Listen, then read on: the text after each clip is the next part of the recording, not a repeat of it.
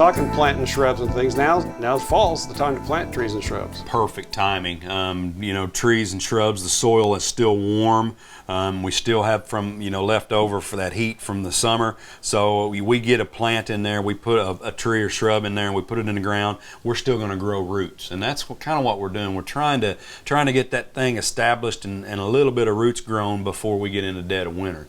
And fall's the perfect timing because we don't have a lot of transpiration. It's cool out there. The leaves are on most deciduous still, but they're not doing a lot.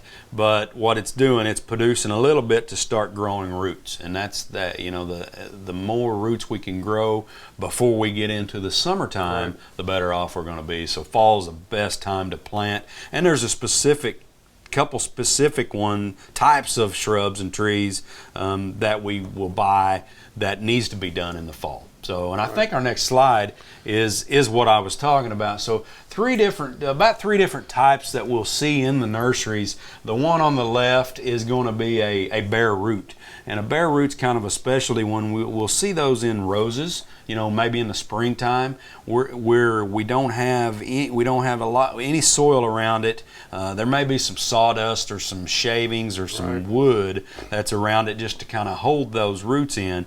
But for the most part, it's going to be soilless, where you will take that plant and you'll see bare roots and a little stem. A lot of times it's going to be a little seedling that we're going to see bare roots. So it's like, and a lot of times it's what you might get if you order from a catalog. That's correct. If you order from a catalog, they're not going to ship. They're not going to ship anything with heavy soil in it. No, they're going to ship you like the So they'll dig those in the wintertime. Once the leaves fall off, they will store those in a cooler. It's kind of like produce, if you will, where you'll dig them, they'll wash the roots off, they'll bundle them all up, and then they'll put them in a cooler to go through a chill period.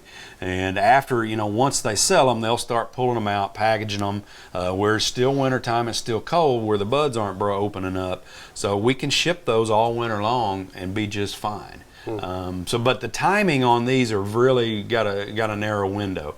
So we've got to plant them before they start budding in the spring, and then basically throughout February, March time frame is our window to plant these bare roots on that. But we're not going to deal with a lot of those in the nursery, but bare root is a type that they may see. I think the roses, where they'll have that tube and then sawdust in that, is what I think. But we'll give away, and other agencies will give away seedlings in the spring, and usually those are going to be bare root, where we can ship 500 trees in one package, and then give them away that way.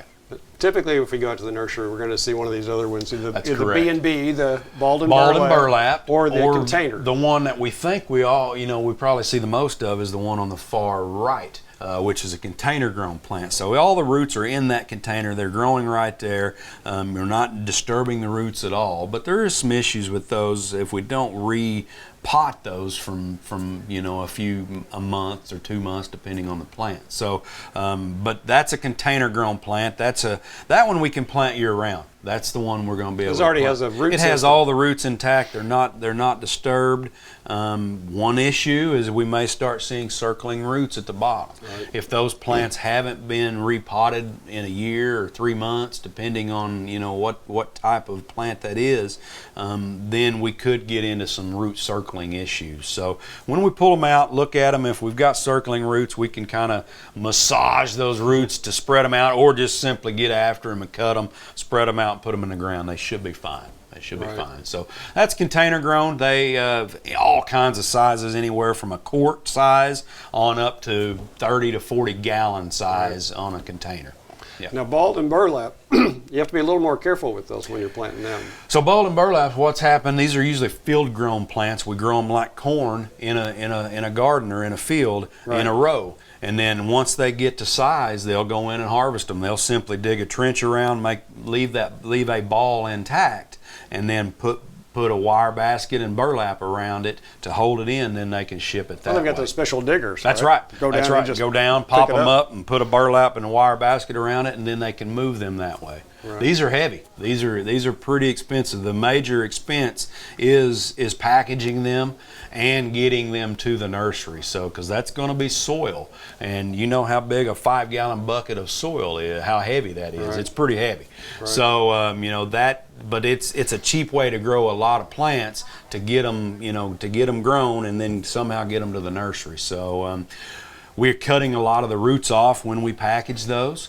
So fall planting of balled and burlap is pretty essential. Some trees and shrubs can handle spring, but a lot of the times we need to focus on planting these in the fall because we've removed a lot of roots. They haven't re-established roots, so we need to get them in there, grow those roots like we were talking about at the first, where they'll start growing out, where they can start pulling up moisture, start growing a little bit and getting established. So, well, and it seems like one of the main issues too between spring, summer, or fall planting is water. yeah. Yeah. It's like the earlier you're planting them, the more you're going to be watering. Yeah. If you plant them in the fall, you're still going to have to water. But if you're planting something in the spring, you better be out there every day. You better be on it because, you know, you plant them in April, May, June's pretty good, but we don't have roots growing out. Built up a root system. So we have to water every day, every other day. Then when we get into July and August, we better have it somewhat established, or we're going to have to water every day, or it's not going to make it. It's just going to never establish well. Right. So fall, again, that's why fall's the best time to do that, because like we mentioned, that warm soil temperature, and we're not transpiring a lot of water. And they've got all winter to kind of establish settle a in. root system and get set and braced for our Oklahoma summers, like we kind of brace ourselves. That's right. Speaking of bracing, the next slide, this is kind of a diagram of how we plant a tree. And you know, we think, everybody knows how to plant a tree, but there's one mistake we've all made that I've made is just digging the hole the size of the pot and putting it in the ground and it being too deep. Being too deep is one of the major issues, and not wide enough. Being too deep is one of the major issues that when we plant the tree. When we're done planting, we want to be able to see a root flare at the bottom of that soil line. So if we get that tree planted and we don't see a root flare, then we've planted that thing too deep. Most all trees are going to have somewhat of a flare, and it's hard to see on this diagram, but right at that base, that trunk is going to flare out to start setting roots. And if it's underground, if it's underneath the soil, those cells around that base of that trunk, it has to have oxygen, it has to have air, it has to be dried out. So if we've got soil around it or mulch around it, then it can't dry out. So that's one major thing that we've got to see. So when we plant a tree, we plant it the size of the height. We don't go any deeper we don't dig that hole any deeper than the height of that container, but we can go 2 to 3 times as wide as that container. Right. So if we're planting a 5-gallon pot, you know, you're going to plant it about, 18 inches. It's going to be about 18 inches deep. And then it can be 3 to 4 feet wide. It don't have to be 4 feet, but 2 to 3 feet wide, 2 or 3 times the width of that pot. Well, and the main reason for that is the soil's compacted and harder, so you create a circle of looser soil. It's going to be easier for those roots to grow and get established, to get in there, rather than running into some hard clay soil and just like hitting a brick wall and they can't go anywhere. Hitting a bathtub essentially, and some soils are crappy like that. A lot of you probably have those soils. Right. So the way we overcome that is dig a little bit wider, and then we also plant it a little bit higher. Right. So in general, it's a good rule of thumb, the nastier the soil, the higher the plant can be planted at. So we'll allow water to drain off. That's basically all just water draining off that top. You can leave that whole pot a third above ground. It won't hurt a thing. That whole root ball can be a third above ground. If we've got crappy soil, it's better to plant it high like that to where that water will get off there and drain and it won't drown it. Rather than a bucket for it to go. Where it'll just hold water, a bathtub effect essentially. Right. So the nastier the soil, the higher it is. And in this picture, you're a couple inches higher, which is not too bad. And we see a flare, we see a root flare. Now what about those supports? So, depends on if it's needed. I wouldn't just say every time we need to go ahead and put Depending on stakes height, on. if Depending it's a- on height, depending on how much wind we get through there, Right. we may be protected enough where we don't get a lot of wind. The major reason to that is to set that root ball and where that root ball does not move. And once we get it planted, once we water it in and we shake it a little bit, and if that root ball's not moving, I don't think we need to put stakes on there. But if we do shake it and see that root ball moving a little bit, if you think about it, those little bitty roots are going into that new soil. Right. And if that root ball moves at all, it's going to snap those little tender roots. Right. So then we got to start all over. Right. So, I mean, if the plant is moving, go ahead and put a couple stakes on there, maybe 3 to help kind of hold it together. Staking's an art. One thing, do I need 2 stakes or do I need 3? And that you want it to move a little. You want that trunk to move a little. It helps in the growth and development of that and establishment. But we don't want to lock it down. We don't want to use those, those cloth stakes to lock it down where it doesn't move at all, because then it won't be strong whenever we go to take those stakes off. Right. Speaking of taking stakes off, when do we need to remove the stakes? And my answer is after, say you plant it in the fall like you're supposed to, and then you come back in the spring and trying to decide if you want to remove the stakes. Take off the stakes, shake that trunk a little bit, look at that root ball and see if it's in there, see if it's halfway established. Right. And if it doesn't move, you can pull the stakes off. The stakes sometimes can be used kind of as a barrier to keep weed eaters away, because we have a tendency to run our mower right up next to that trunk, or that weed eater right up next to that trunk. Right. And if stakes are there, it'll keep us further away from that. So that's another reason we can use the stakes. But usually within 6 months to a year, we can get those off and be fine. So well, and also what's key is we've got that area that's 2 or 3 times bigger than the plant itself. Yep.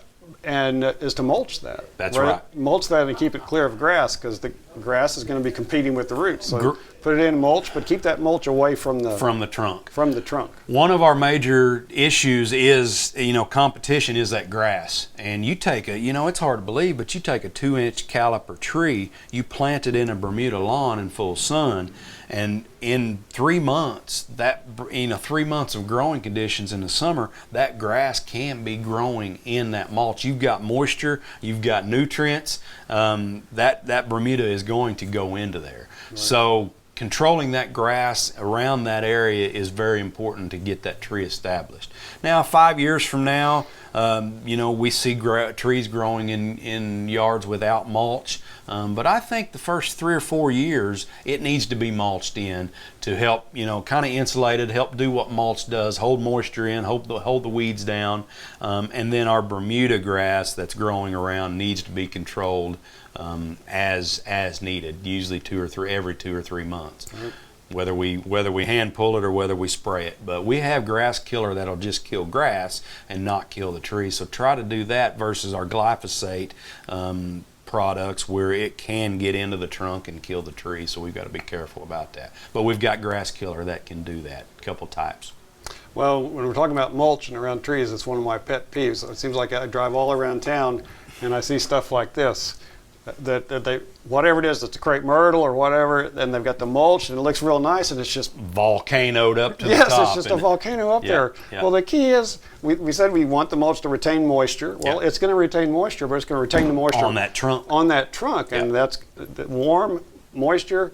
Heat, that's just a perfect breeding ground for disease. Yeah, disease and insects. And insects as well. So insects as well. So, yeah, I mean, there's a lot of businesses around that are, are landscape companies. I don't want to talk bad about them, but I will when I see that volcanoed mulch up around.